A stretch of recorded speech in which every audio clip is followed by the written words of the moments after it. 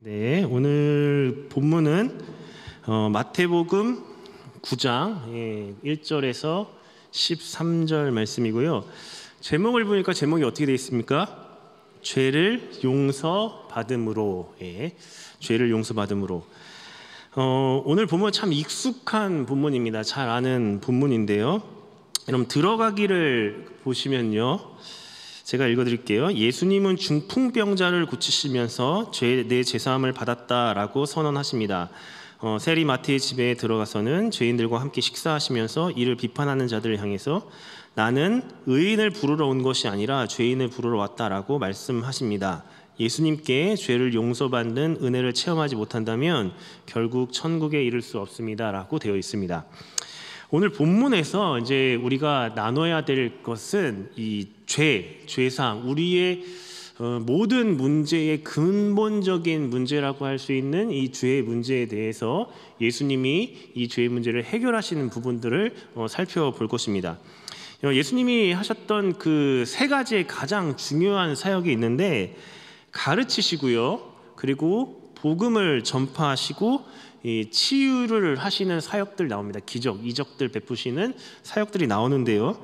이 특별히 치유 사건은 그냥 단순히 예수님이 병을 고쳐주셨다 이것이 끝나는 게 아니라 예수님을 통해서 이 땅에 하나님의 나라가 임했다는 이 표지라고 우리가 이해할 수 있습니다. 그냥 단순히 그러니까 병 고침으로 끝나지 않는다는 거, 이것을 기억을 하셨으면 좋겠습니다. 진짜 예수님께서 원하시는 것은 병을 고쳐주시고 근본적으로 그 안에 있는 죄의 문제과 구원의 문제들을 해결하시는 것에 목적이 있었다라는 부분을 먼저 꼭 기억하셨으면 좋겠고요. 그런데 치유 사건이나 이런 기적의 사건들을 여러분 가만히 보시면 예수님이 그냥 병자들을 고쳐주시면 되는데 그렇게 고쳐주시지 않는 것을 볼 수 있습니다. 꼭 그 주변에 있던 바리새인들, 서기관들, 그들의 그 마음을 꿰뚫어 보시면서 예수님의 의도가 있었다는 것을 여러분 꼭 기억하셨으면 좋겠습니다. 그냥 병 고치면 되는데 그걸로 끝나지 않고 특별히 안식일에 고치시고 이렇게 그 안식일을 범하는 그런 일들을 하시는 것을 볼 수 있습니다. 이것은 예수님의 의도가 있었다는 거예요. 그걸 모르셔서 그런 것이 아니라 예수님이 의도하신 게 있었다는 겁니다. 특별히 이 바리새인들과 이 서기관들이 마음속에 있었던 스스로 나는 의인이다라는 이 마음을 예수님은 꿰뚫어 보시고 그것을 그 부분들을 이제 교정해 주시기 위해서, 아니라고 말씀해 주시기 위해서 하셨다는 것을 서론적으로 먼저 생각하시면 될 것 같습니다. 자, 바로 이제 문제를 들어가서 우리 하나하나 이렇게 나눠 볼게요. 자, 1번을 보시면 예수님은 자신에게 죄사하는 권세가 있음을 드러내십니다. 그리고 예수님은 누구의 믿음, 신실함을 보시고 중풍병자의 죄를 사하십니까? 라고 되어 있는데요. 우리 1절과 2절 말씀을 우리 천천히 같이 함께 읽어보겠습니다. 1절과 2절 시작. 예수께서 배에 오르사 건너가 본 동네에 이르시니 침상에 누운 중풍병자를 사람들이 데리고 오거늘 예수께서 그들의 믿음을 보시고 중풍병자에게 이르되 작은 자야 안심하라, 내 죄사함을 받았느니라. 아멘. 그러면 여기 보시면 예수님은 누구의 믿음을 보시고 이 중풍병자의 죄를 사하셨습니까? 거기 답이 다 있죠. 친절하죠. 답이 다 있습니다. 중풍병자를 데리고 온 사람들의 믿음입니다. 그렇죠? 이 중풍병자를 데리고 온 사람들의 믿음이에요. 그러면 여러분 한번 질문을 해보겠습니다. 중풍병자를 데리고 온 사람들의 그 믿음이 무엇이었을까요? 본문을 보면은 그게 구체적으로 무엇인지 나오지는 않습니다. 그럼 무엇일까요? 제가 이것을 한번 생각해보고 고민해보고, 성경에 없으니까 이게 분명히 믿음을 보시고 고치셨다라고 되어 있습니다. 무슨 믿음일까요?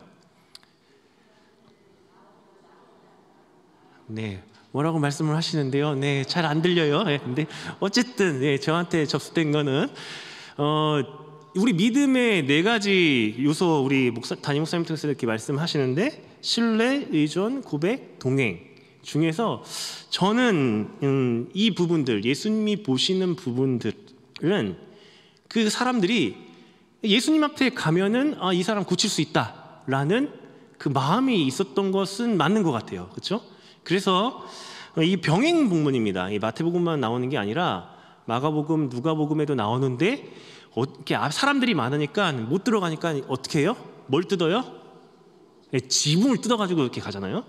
그 정도로 예수님에게 가면 이 사람이 고칠 수 있다는 그 마음이 있었던 것 같아요. 그래서 예수님에 대한 의존함과 이 신뢰함이 있었기 때문에 그 예수님이 이 믿음을 보시고 이 중풍병자를 고쳐주셨다라고 생각을 하게 됩니다.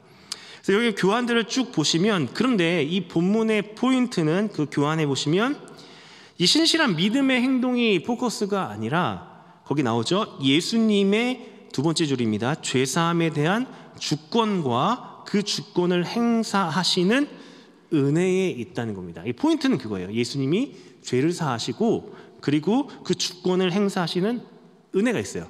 또 그럼에도 불구하고 우리가 놓치지 말아야 될 것은 이 사람들이 병자를 예수님께 인도했다는 것도 되게 중요해요. 이 두 가지 포인트를 다 같이 가지고 가시면 좋겠습니다. 그래서 마지막에 예수님이 이 땅에 오신 궁극적인 목적은 이렇게 되어 있는데, 예수님은 궁극적으로는 그 영혼의 구원을 위해서, 그렇죠? 죄사함의 문제를 해결해 주시기 위해서 오셨다는 것은 분명합니다.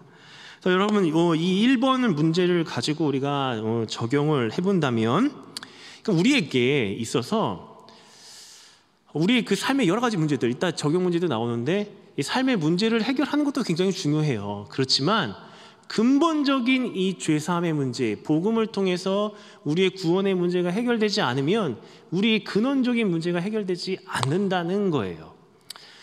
제가 새 가족들을 섬기면서 요즘에 이제 등록하시는 분들을 이렇게 가만히 이렇게 보면은 좀 한 가지 안타까운 것이 있습니다. 뭐냐면 신앙생활을 잘 하셨다가 이렇게 오신 분들도 계시지만 개 중에는 이 교회를 어떤 이 개인의 목적을 가지고 오시는 분들이 간혹 있으세요. 그러니까 자기의 어떤 유익을 위해서 신앙생활을 하는 거죠. 근데 이분들만의 문제는 아니라 우리도 마찬가지입니다. 우리도 우리의 어떤 유익과 이거를 위해서 예수님을 믿는 부분들은 분명히 우리가 한번 점검해 보아야 된다는 겁니다.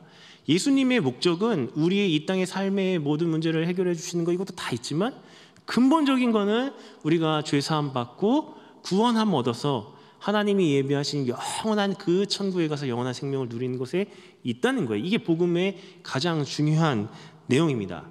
그래서 우리가 점검할 것은, 내가 신앙생활을 하는데 정말 이 근원적인 이 복음의 문제, 이 구원의 문제에 가장 포커스를 맞추고 있나, 아니면은 다른 것들을 이렇게 생각하면서 신앙생활을 하고 있나, 이 부분 한번 보셨으면 좋겠고요.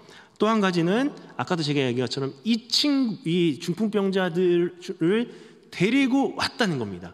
예수님께로 데리고 와서 결국 그가 병고침을 받고 구원함을 받았다는 거예요.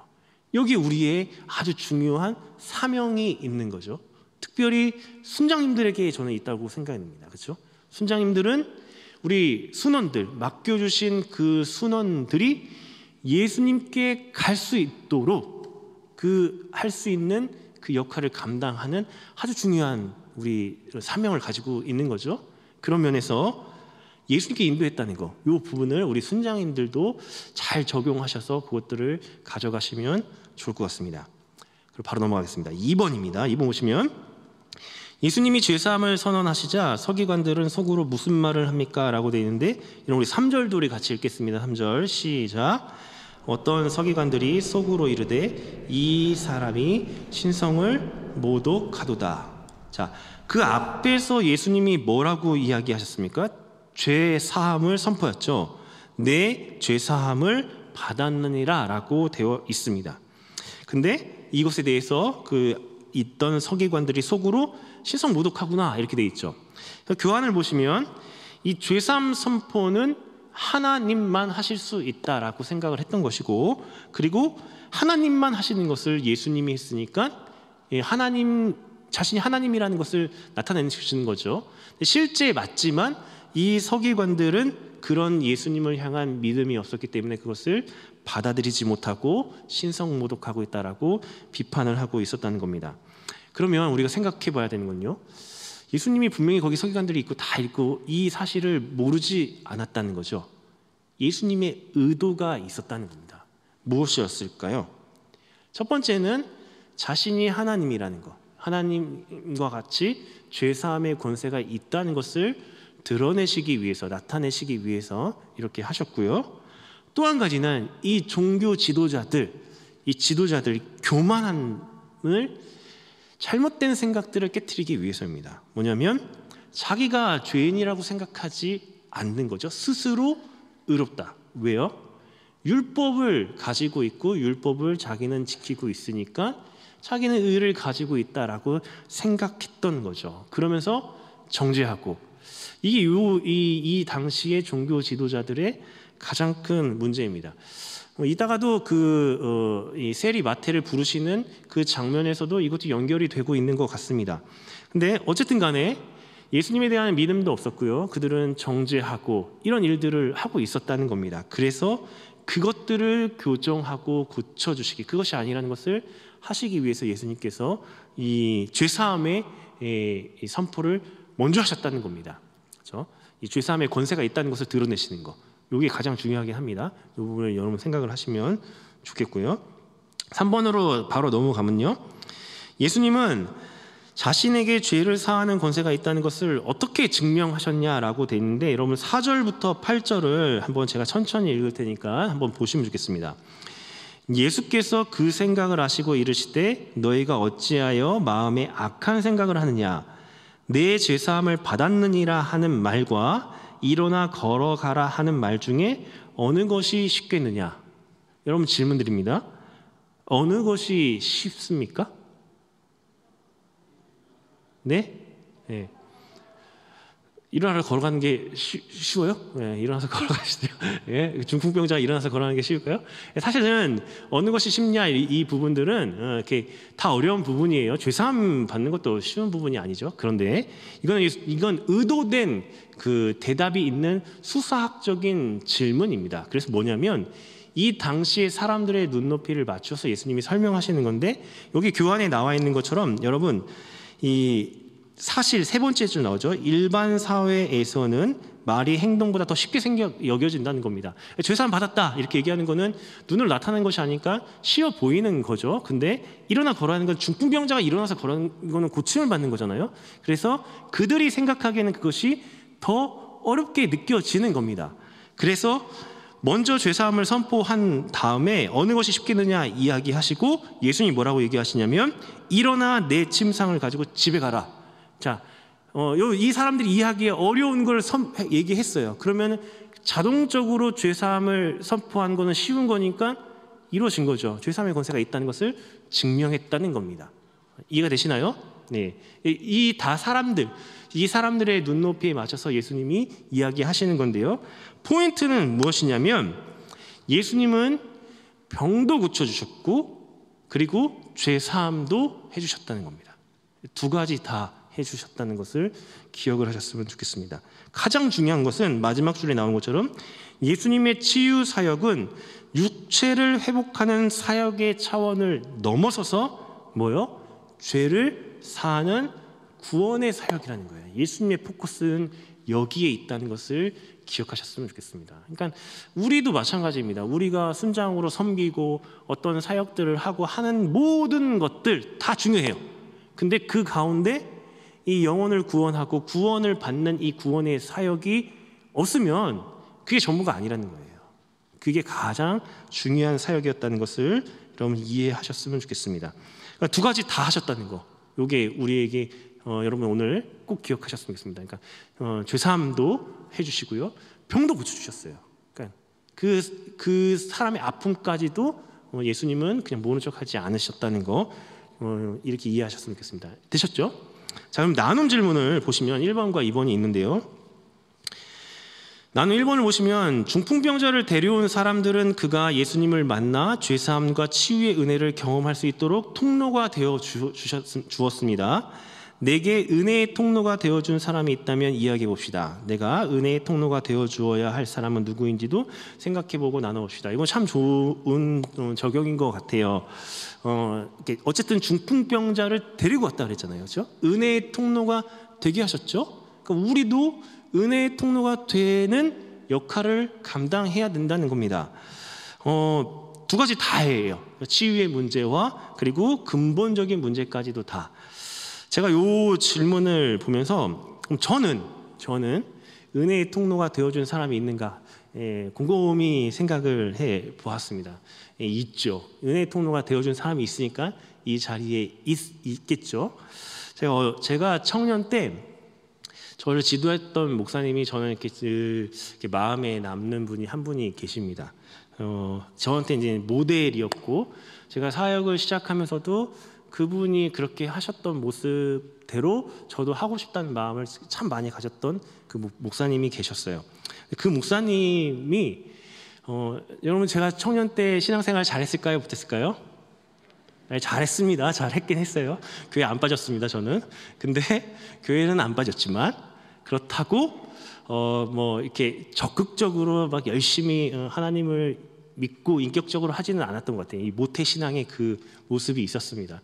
그렇다고 나쁜 짓도 안 했습니다. 그냥 늘 찾으면 교회 어딘가에 있었습니다. 그리고 봉사하면 제가 마음에 드는 때에 봉사했습니다. 제가 원하는 때에. 근데 그랬는데 청년부를 지도하시는 그 목사님이 제가 이제 막 그 목사님을 찾아가서 이런 고민도 얘기하고 저런 고민도 얘기하고 막 그렇게 필요할 때는 찾아갔어요. 모태신앙이니까 뭐 두려울 것도 없고 이렇게 찾아갔어요. 근데 오늘 한 번은 막 저를 이제 집 앞까지 데려다 주시고 그리고 제가 막 이런저런 얘기를 했습니다. 뭐 이해가 되는 말이었겠습니까? 그냥 아무 말이나 했겠죠. 막 제가 갖고 있는 고민들. 근데 나중에 집에 들어가서 보니까 시간이 새벽 3시인가 됐더라고요. 그 데려다 주신 시간은 10시였는데 차 안에서 그렇게 이야기를 들어주신 거예요. 제가 그때는 몰랐습니다. 그때 몰랐는데 목회자가 되고 그 목사님이 얼마나 힘들었을까라는 생각을 했습니다. 당장 새벽 기도에도 가셔야 되는데 말도 안 되는 말을 하면서 계속 꼬치꼬치 이렇게 하고 있었으니 얼마나 그랬겠어요. 그리고 저를 데려다 주시고 다시 집으로 가려면 한참을 가셨어야 했습니다. 늘 그렇게 그 목사님은 저를 기다려 주셨습니다. 제가 이렇게 마음이 하나님 앞에 갈 수 있도록 이렇게 기다려 주셨던 게 제가 사역을 하면서도 늘 기억에 남아요. 그래서 저도 그렇게 하려고 해요. 가끔씩 이제 제 청년 사역할 때는 또 아이들이 그렇게 하면은 나도 그랬는데 내가 뭐라고 얘기하겠어 이런 마음으로 했거든요. 제가 말하고 싶은 거는 그렇습니다. 여러분이 지금 이 자리에 있는 것은 누군가가 여러분의 은혜의 통로가 되어주셨기 때문입니다. 그냥 되지 않아요. 뭐 부모님이 그렇게 하셨던 옆에 어떤 분이 하셨던 은혜의 통로가 되어 주었기 때문에 지금 이 자리에 나와서 여러분 순장으로도 섬길 수 있고 하나님 앞에 그 구원함을 얻으면서 행복한 신앙생활을 할 수 있는 것입니다. 그래서 여러분들 은혜의 통로가 되어 주신 분을 한번 떠올려 보셨으면 좋겠습니다. 누구였나? 그리고 감사했으면 좋겠고요. 그리고 내가 누구의 은혜의 통로가 되면 좋을까? 여러분 한번 진지하게 묵상해 보시고 찾아보시기 바랍니다. 내가 은혜의 통로가 되어 주어야 할 사람, 마음에 거리끼는 사람이 있으시죠? 그분입니다. 그분에게 가서 여러분 은혜의 통로가 되어주면 좋을 것 같습니다. 두 번째 나눔은 예수님은 말씀으로 중풍병자를 죄와 질병의 병상에서 일으키셨습니다. 주님의 말씀이 나를 일으킨 경험, 말씀으로 일어선 경험을 나눠봅시다. 일어서기 힘든 상황도 이야기하고 서로 기도해 줍시다 되는데 여러분 힘들 때 어떻게 하십니까? 말씀 의지하시죠? 그렇죠? 떠오르는 말씀이 있으십니까? 하나씩 여러분 정하시면 좋을 것 같아요. 저는 힘들고 어려울 때마다 이 하나님의 성품 중에 이제 두 가지를 반드시 꼭 생각하는 것 같아요. 첫째는 하나님은 전능하신 분입니다. 여러분 믿으십니까? 하나님은 모든 걸 다 하실 수 있는 분입니다. 그런데 하나님은 선하신 분입니다. 여러분 믿으십니까? 저에겐 그렇습니다. 그래서 하나님이 무한한 능력을 가지고 계시고 근데 선하세요. 그래서 제가 붙잡고 있는 구절의 말씀은 로마서 8장 28절 말씀입니다. 제가 읽어드릴게요. 우리가 알거니와 하나님을 사랑하는 자 곧 그의 뜻대로 부르심을 입은 자들에게는 모든 것이 합력하여 선을 이루느니라. 하나님을 사랑하고 하나님의 뜻대로 부르심을 입은 자들에게는 하나님은 결국에 선하게 인도해 주신다는 겁니다. 그러니까 잠깐 이 어려운 상황 속에서 우리는 이해를 하지 못하고 알지 못하지만 하나님 분명히 우리 가장 그 형편도 다 아시고 그렇기 때문에 가장 좋은 길로 인도해 주신다는 거죠. 저는 이 부분을 묵상하며 기도합니다. 여러분 이 말씀을 묵상할 때마다 그렇지 결국에 나중에 돌아보면은 하나님이 선한 길로 인도해 주셨거든요. 여러분도 한번 그런 말씀을 찾으시면 좋을 것 같습니다. 어떤 말씀도 좋습니다. 내가 힘들고 어렵고 그렇게 할 때 붙잡고 있는 그 말씀, 정말 모든 거 막 의심이 들고 그래도 요것만큼은 확고하다라는 그 진리와 그 말씀이 있으셨으면 좋겠습니다. 그럴 때 그것을 다시 우리가 붙잡을 때 우리는 일어날 수 있다는 겁니다. 말씀 한 구절씩 생각하는 것이 적용의 말씀이고 그 적용이고 그걸 한번 나눠보셨으면 좋겠습니다. 우리 2번으로 넘어가겠습니다. 예수님은 소외되고 차별받는 사람들에게 다가가십니다. 예수님이 세리 마태의 집에 들어가 식사하실 때에 어떤 사람들이 함께 했습니까? 라고 되어 있는데 우리 답만 이야기할까요? 어떤 사람들이 했죠? 여기 나와 있는 것처럼 많은 세리와 죄인들. 여러분 세리는 이 세금을 거두어서 로마에게 바치는 사람들이었습니다. 그러면 그럴 때 세금을 꼭 필요한 만큼만 걷었겠어요? 그렇지 않겠죠. 많이 걷고 자기가 조금 이렇게 하고 이렇게 세금을 납부했을 거 아니에요? 그러다 보니까 이 유대인들에게는 이 세리를 보면 어떤 생각이 들겠습니까? 상종도 하기 싫은 사람이겠죠. 경멸의 대상, 죄인 취급을 하는 사람이었습니다. 그래서 절대로 같이 식사를 하지 않는 거죠. 여러분 식사를 같이 한다는 건 뭐예요? 여기 나와 있는데 제가 아까 999C로 하나 교환에 써놨습니다. 한 가족이라는 거죠. 그렇죠? 여러분 싫은 사람이랑 식사하십니까? 아무리 좋은 음식이 있어도 싫은 사람이랑 식사하고 싶지 않죠. 그렇죠? 어떤 음식이든 간에 좋은 사람과 함께 식사하고 싶은 게 당연합니다. 그렇죠? 예. 왜 웃으시는데요? 예. 싫은 사람이랑 식사를 하시나 봐요. 예. 어쨌든 이 식사를 같이 했다는 것은 같은 그룹, 한 가족이라는 그런 마음이 있는 겁니다. 근데 예수님이 그 세리와 죄인들과 함께 하셨다는 거예요. 바로 죄인을 향한 예수님의 긍휼하심과 은혜를 볼 수 있는 겁니다. 그 마음이 있었다는 것을 알 수 있습니다. 2번을 보시면 예수님은 자신을 못마땅하게 여기는 바리새인들에게 자신이 세상에 온 목적을 어떻게 말씀하십니까? 라고 되어 있는데요. 오늘 그 말씀 12절과 13절을 우리 같이 천천히 읽어보겠습니다. 시작. 예수께서 들으시고 이르시되 건강한 자에게는 의사가 쓸데없고 병든 자에게라야 쓸데 있느니라. 너희는 가서 내가 긍휼을 원하고 제사를 원하지 아니하노라 하신 뜻이 무엇인지 배우라. 나는 의인을 부르러 온 것이 아니요 죄인을 부르러 왔노라 하시니라.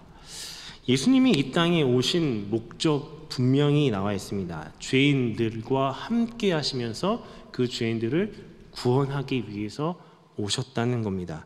그래서 예수님이 분명히 말씀하세요. 의인을 부르러 온 것이 아니라 죄인을 부르러 왔다라고 되어 있고요. 의사를 여러분 생각하시면 건강한 사람들은 의사가 소중한지 모릅니다. 그러나 아픈 사람은 의사가 얼마나 소중한지 모릅니다. 그렇죠? 필요하잖아요. 그런 거와 똑같다는 얘기입니다. 그래서 제가 마지막에 질문을 드렸습니다. 여러분, 나는 의인인가 죄인인가? 여러분, 우리는 의인입니까 죄인입니까? 네. 내 스스로는 의인이지 않습니다. 그렇죠? 내 스스로는 의인이지 않고요. 내 스스로는 죄인입니다. 그런데 예수님 때문에 우리는 죄인이지 않고 의인입니다. 그죠? 그러니까 예수님이 계시기 때문에 우리가 의롭다함을 받을 수 있는 것이지 내 스스로는 죄인이에요. 하나님 앞에 스스로 내가 의롭다고 생각하는 것은 교만이고 잘못된 신앙이라는 겁니다. 예수님이 계실 때, 예수님이 있을 때만이 우리가 의롭다함을 받을 수 있다는 겁니다. 바리새인들 율법을 중시했습니다. 그러나 율법의 진짜 정신인 사랑과 긍휼함이 없고요. 스스로 의롭다고 하면서 스스로 의롭다는 게 어떻게 나타나냐면 정죄하는 것으로 나타나는 거예요. 다른 사람들을 정죄하는 것. 이게 스스로 그렇게 정죄하면서 나는 의롭다라고 생각하는 모습이라는 거죠. 우리 똑같죠. 우리도 다른 사람들을 정죄한다 했을 때 정죄할 그때에 나는 안 그렇다는 거잖아요. 스스로 의롭다고 나타내는 모습이라는 겁니다. 여러분, 진짜 병 고침을 받아야 할 사람은 나는 죄인이 아니라고 생각하면서 살아가는 사람들은 정말 그 사람이 치유받아야 할 죄인이라는 거예요. 여러분, 그걸 놓치시면 안 될 것 같습니다. 진짜 환자는 예수님 없어도 된다고 생각하는 사람이 환자잖아요. 우리는 예수님 없이는 하루도 살아갈 수 없는 사람입니다. 우리 나눔 3번 보시면 예수님은 당시 천하다고 여기진 세리와 죄인들을 식사하는 것을 주저하지 않으셨습니다. 소외된 자들에게 혐오와 차별이 아닌 환대를 보이셨습니다. 우리가 예수님의 마음으로 환대해야 할 사람은 누구인지, 어떻게 환대할 수 있는지 이야기해 봅시다라고 되는데, 여러분 적용 질문을 드리면 오늘 식사를 하셨으면 좋겠습니다. 이렇게 순모임이 시작되셨으니까 식사하시면서 이제 시작을 하시는데요. 특별히 내가 원치 않은 사람, 그 사람과 식사를 하실 수 있는 은혜가 있으셨으면 좋겠습니다. 쉽지 않겠죠, 그렇죠? 그런데 정말 아까 얘기한 것처럼 하나님의 은혜가 필요한 사람이라면 여러분 식사하시면서 교제하시면서 그를 주님 앞에 나오게 할 수 있는 그런 모습들이 우리에게 있었으면 좋겠습니다. 네, 꼭 식사하셨으면 좋겠습니다. 혐오하는 사람과 별로 원치 않은 사람과, 그렇죠? 예수님의 마음이라는 것을 생각하셨으면 좋겠고요. 요즘은 그겁니다. 예수님은 죄인들과 함께 하시면서 그 죄인들을 구원해주고 영원한 생명을 주기를 원하셨다는 겁니다. 우리 순장님들 마음속에 이 마음이 있으셨으면 좋겠어요. 우리 순원들 다 사랑하시죠? 사랑하시죠? 네, 순원들 다 사랑하시죠? 한 분 한 분들 정말 사랑의 마음으로 이렇게 품으셔가지고 오늘 이제 한 학기 이제 순 모임이 시작되는데 또 내 마음을 이렇게 상하게 할 때가 있겠죠. 그럼에도 불구하고 그럴 때마다 뭐 하시면 돼요? 밥 사주시면서 그들을 잘 세워가시면 될 것 같습니다. 그래서 행복한 순 모임 돼서 모든 순이 구원의 은총을 누릴 수 있는 은혜가 있으시기를 주님의 이름으로 축복합니다.